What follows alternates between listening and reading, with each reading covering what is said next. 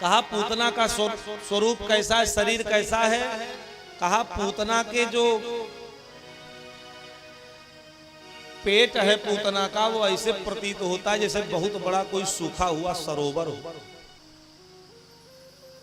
पूतना की आंखें ऐसे लगती कोई बहुत पुराना गहरा कुआं हो, ऐसी आंखें उसकी प्रतीत हो रही, काली काली।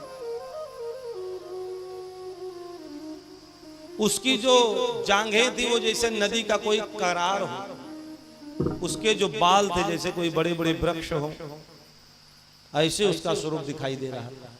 अब भगवान उसी के वक्षस्थल पर बैठ करके क्रीड़ा कर रहे थे, खेल रहे थे। यशोदा मैया को ग्वाल वालों ने सूचना दी। यशोदा मैया, रोहिणी मैया सब दौड़ी भागी आई। तो यहाँ तो भगवान पूतना के वक्षस्थल पर क्रीड़ा कर रहे थे, पूतना का वध कर दिया था। यशोदा मैया दौड़ करके भगवान को अपनी गोद में ले लेती और भगवान का लाख लाख धन्यवाद ज्ञापित करती। हे प्रभु, आपका लाख लाख धन्यवाद, लाख लाख शुक्रिया। आज मेरे लाला को आपने बचा लिया। अगर आप न बचाते और मेरे लाला को अगर कुछ हो गया होता तो आज तो मैं जीती जी मर जाती, मैं किसके सहारे जिंदा रहती। हे प्रभु, आपको धन्यवाद। कन्हैया को ले आई गौशाले में, पंचकव्यादि से स्नान कराया, करन्यास अगन्यास ब्राह्मण देवताओं को बुला करके विधि विधान से भगवान को पावन पवित्र किया।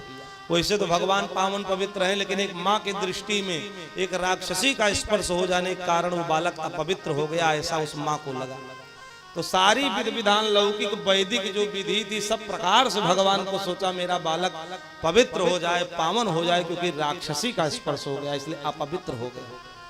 तो भगवान को पावन पवित्र किया माता ने, स्नान आदि करके करा करके गोद में ले करके और स्तनपान कराती है।